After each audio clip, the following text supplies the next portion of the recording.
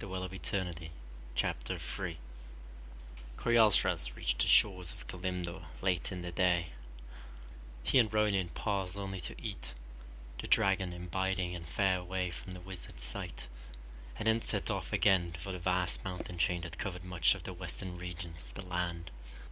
Coriolstras flew with more and more urgency as they neared their goal. He had not told Ronin that every now and then he attempted to contact Nostormu. Attempted and failed. Soon, however, that would not matter, for they would know firsthand what so distressed the aspect of time. "That peak!" Ronin shouted. Although he had slept again, he hardly felt fresh. Nightmares concerning the sinister island had haunted his dreams. "I recognize that peak." The dragon nodded. It was the final landmark before their destination. Had he not seen it at the same time as his rider, he would have nonetheless sensed the wrongness in the very fabric of reality. And that meant something terrible indeed awaited them. Despite that certainty, the Leviathan only picked up his pace. There was no other choice. Whatever lay ahead, the only ones who might stop it were him and the tiny human figure he carried. But while the sharp eyes of man and dragon had sighted their destination, they failed to note his eyes that had sighted them in turn. "A red dragon," grumbled the first orc. "A red dragon with a rider." "One of us, Brox?" asked the second. "Another orc?" Brox snorted at his companion. The other orc was young, too young to have been much use in the war against the Legion, and he certainly would have not remembered when it had been orcs, not the humans who had ridden such beasts. Gaskell only knew the stories, the legends. "Gaskell, you fool. The only way a dragon to carry any orc these days would be in his belly." Gaskell shrugged, unconcerned. He looked every inch a proud orc warrior, tall and muscular, with a rough greenish hide and two good-sized tusks thrusting upwards from his broad lower jaw. He had the squat nose and thick, bushy brow of an orc, and a mane of dark hair trailing down between his shoulders. In one meaty hand, Gaskell hefted a huge war axe, while with the other he clutched the strap of his goatskin backpack. Like Brax, he was clad in a thick fur cloak under which he wore a leather kilt and sandals wrapped in cloth to preserve heat. A hardy race, orcs could survive any element, but high in the mountains, even they required more warmth. Brox too was a proud warrior, but time had beaten at him as no other enemy could. He stood several inches shorter than Gaskell, part of that due to a slight but permanent stoop. The veteran warrior's mane had thinned and started going grey. Scars and lines of age had ravaged his wide, bullish visage, and unlike his youthful companion, the constant expression of eagerness had given way to thoughtful distrust and wariness. Hefting his well-worn warhammer, Brox trudged through the deep snow. "They're heading for the same place as us." "How'd you know that?" "Where else would they be going here?" Finding no argument, Gaskell quieted, giving Brox the chance to think about the reason that had sent both of them to this desolate place. He had not been there when the old shaman had come to Frau seeking an immediate audience, but he had heard the details. Naturally, Frau had acquiesced, for he very much followed the old ways and considered Kalfa a sage advisor. If Kalfa needed to see him immediately, it could only be for a very good reason, or a very bad one. With the aid of two Frau's guards, withered Kalfa entered and took a seat before the towering war chief.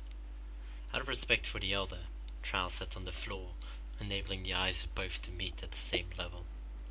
Across Frau's folded legs lay the massive, square-headed doom hammer, bane of the Horde's enemies for generations. The new war chief of the orcs was broad-shouldered, muscular, and, for his position, relatively young. No one doubted Frau's ability to rule, however. He had taken the orcs from the internment camps and given them back their honor and pride. He had made the pact with the humans which brought about the chance for the Horde to begin life anew. The people already sang songs of him that would have passed down generation after generation. Clad in thick, ebony plate armor etched in bronze, handed down to him along with the huge weapon by his predecessor, the legendary Ogren Doomhammer. The greatest of warriors bent his head low and humbly asked, "How may I assist you who honor my presence, Great One?" "Only by listening," Kalfa returned, "and by truly listening." The strong-jawed war chief leaned forward, his startling as of very rare blue eyes, considered the portent of destiny by his people, narrowed in anticipation. In his journey from slave and gladiator to ruler, Thrall had studied the path of the shaman, even mastering some of the skills. He more than most understood that when Kalfa talked so, he did with good reason. And so the shaman told Thrall of the vision and the funnel, and how time seemed a plaything to it. He told him of the voices and the warnings, told him of the wrongness he had felt. Told Thrall what he feared would happen if the situation was left unchecked. When Kalfa finished, the war chief leaned back. Around his throat he wore a single medallion, upon which had been inscribed in gold an axe and hammer. His eyes revealed the quick wit and intelligence that marked him as a capable leader. When he moved not as a brutish orc might, but with a grace and poise more akin to a human or an elf. "This smells of magic," he rumbled. "Big magic. Something for wizards, maybe." "They may know already," returned Kalfa, "but we cannot afford to wait for them, Great War Chief." Thrall understood. "You would have me send someone to this place you saw?" "It would seem most prudent, at least so we may know what we face." The war chief rubbed his chin. "I think I know who. A good warrior." He looked to his guards. "Brox! Get me Brox." And so Brox had been summoned and told his mission. Thrall respected Brox highly, for the older warrior had been a hero of the last war, the only survivor of a band of brave fighters holding a critical pass against the demons. With his warhammer, Brox himself had caved in the skulls of more than a dozen of the fiery foes. His last comrade had died cleaved in two, just as reinforcements had arrived to save the day.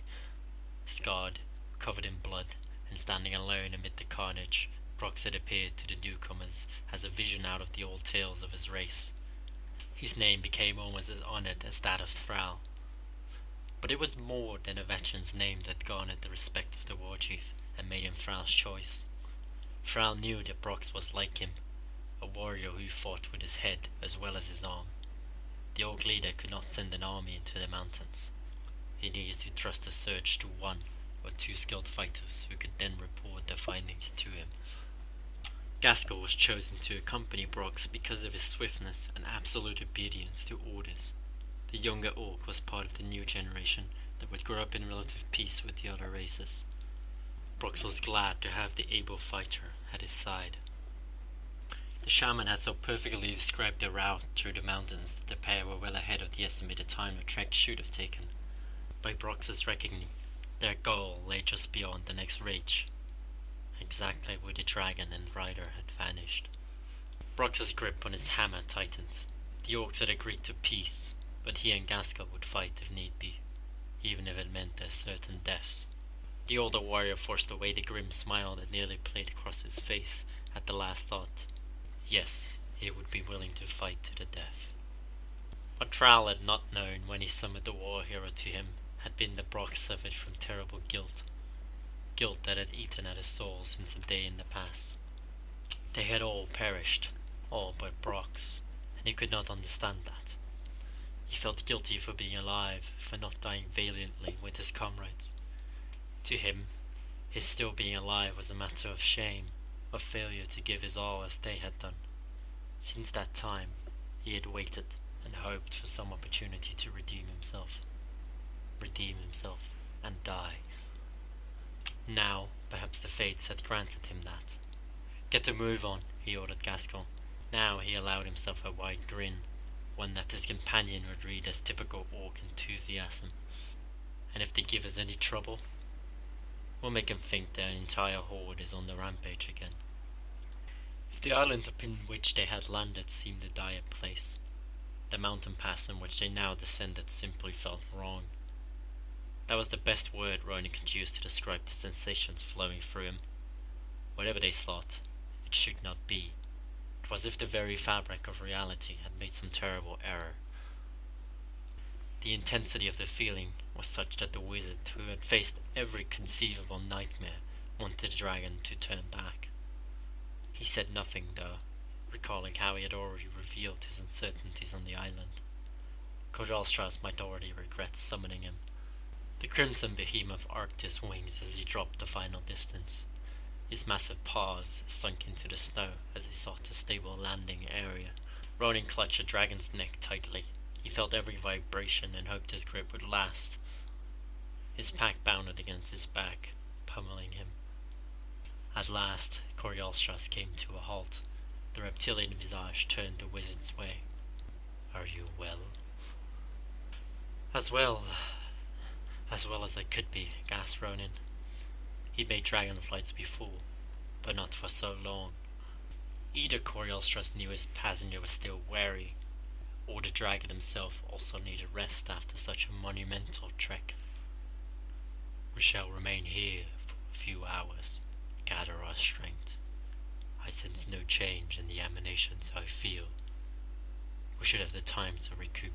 It would be the wisest choice." "I won't be arguing with you," Ronan answered, sliding off.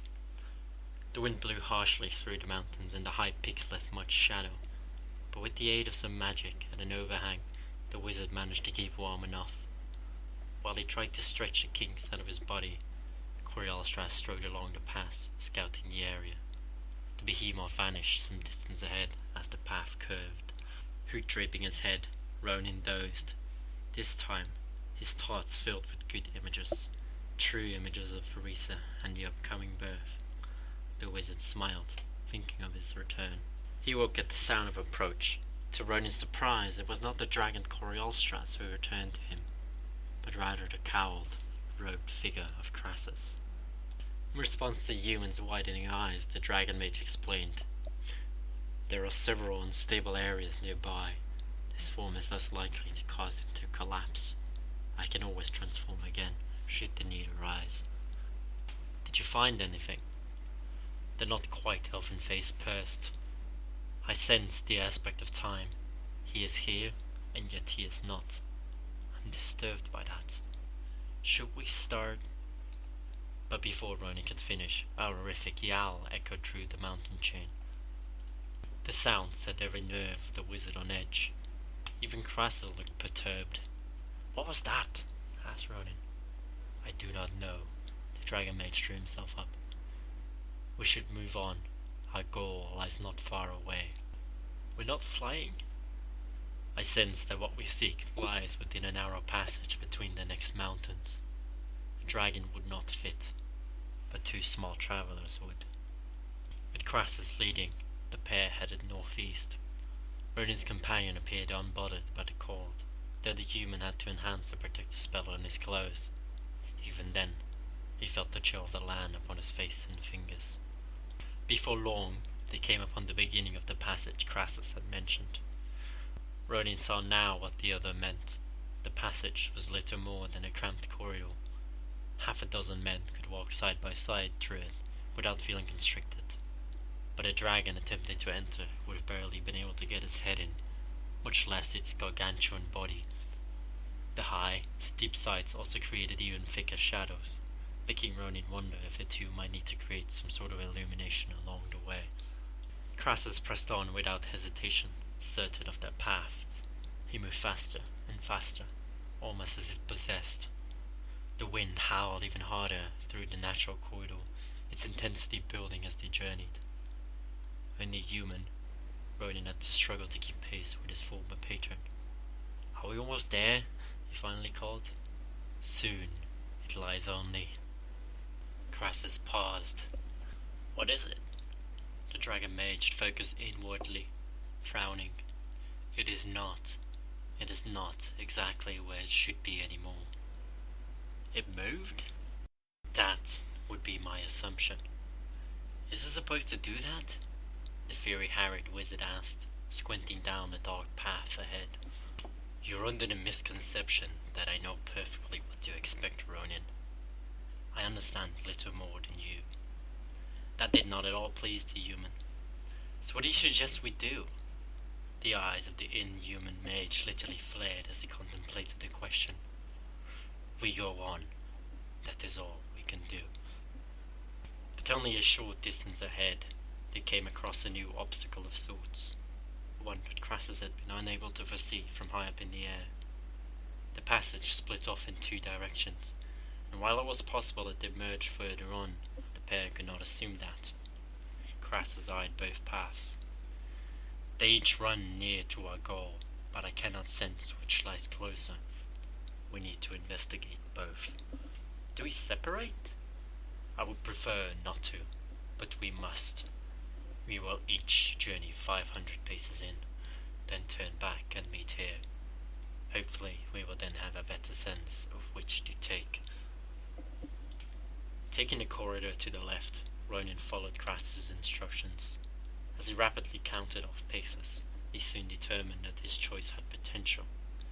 Not only did it greatly widen ahead, but the wizard thought he sensed the disturbance better than ever. While Crassus' abilities were more acute than his, even a novice could see the wrongness that now pervaded the region beyond. But despite his confidence in his choice, Ronan did not yet turn around. Curiosity drove him on. Surely, a few steps would hardly matter. He had barely taken more than one, however, when he sensed something new, something quite disturbing. Ronan paused, trying to detect what felt different about the anomaly. It was moving, but there was more to his anxiety than that alone. It was moving towards him, and rapidly. He felt it before he saw it, felt it as if all time compressed, then stretched, then compressed again. Ronan felt old, young, and every moment of his life in between. Overwhelmed, the wizard hesitated. And the darkness before him gave way to a myriad flaring of colours, some of which he had never seen before. A continual explosion of elemental energy filled both empty air and solid rock, rising to fantastic heights.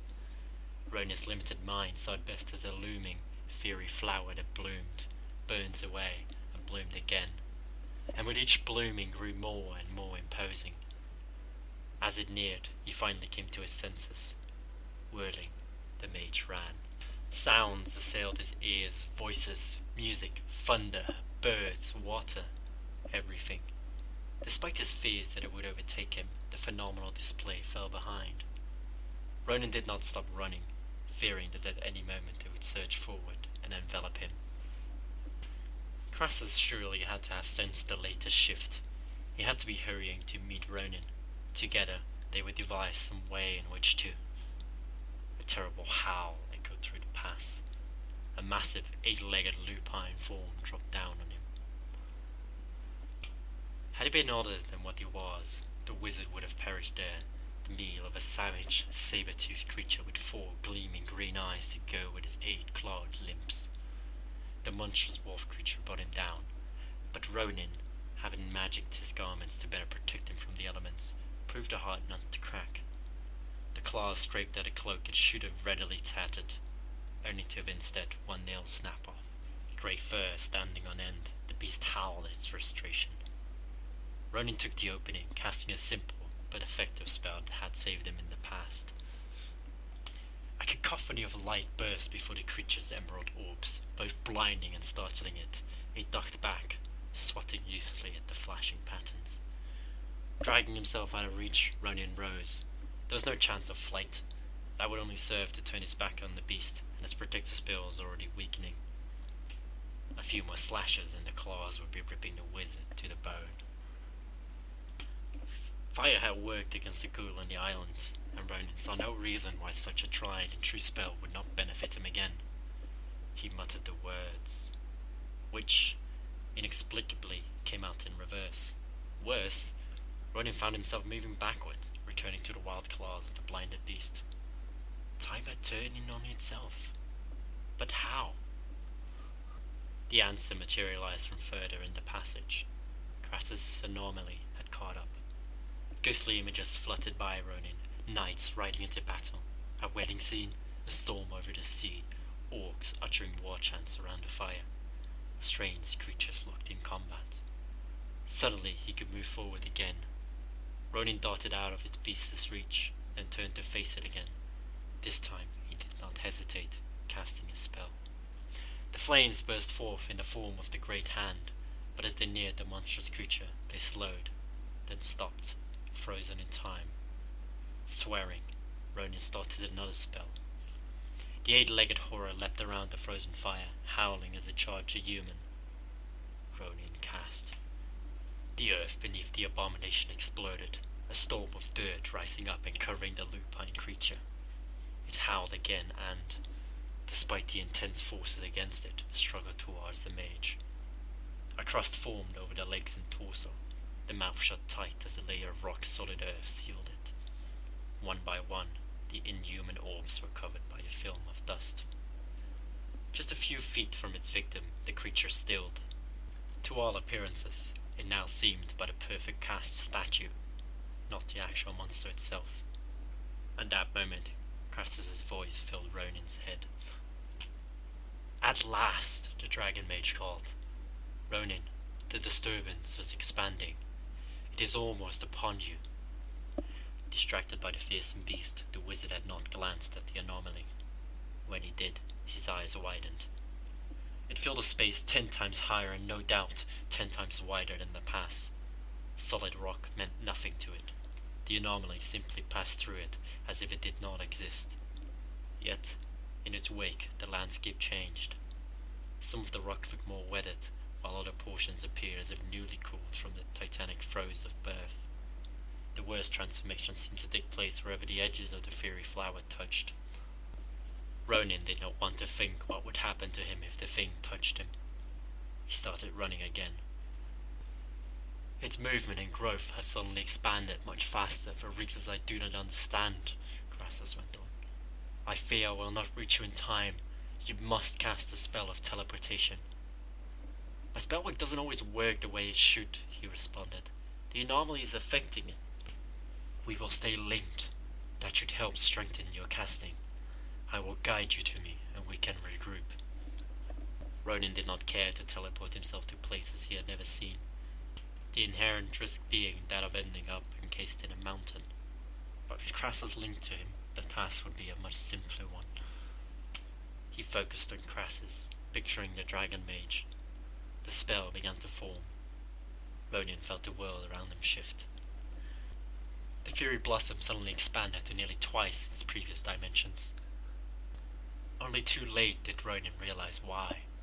It was reacting to the use of magic. His magic.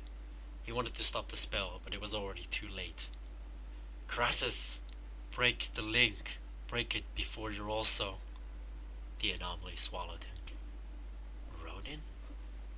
But Ronin could not answer. He flailed around and around, tossed about like a leaf in a tornado. With each revolution he flew faster and faster. The sounds and sights again assailed him. He saw past, present, and future, and understood each for what it was. He caught a glimpse of the petrified beast as it flew wildly past him into what could only be described as a whirlpool in time. Other things flew by, random objects, and even creatures. An entire ship, its sails tattered, its hull crushed in near the bow, soared by, vanishing. A tree on which still perched a flock of birds followed. In the distance, a kraken, 50 feet in length from tip of head to end of tentacle, reached out but failed to drag Ronin along before vanishing with the rest. From somewhere came Crassus's faint voice. "Ronin." He answered, but there was no reply. The whirlpool filled his gaze, and as it sucked him in, Ronin's last thoughts were of Farisa and the children he would never know.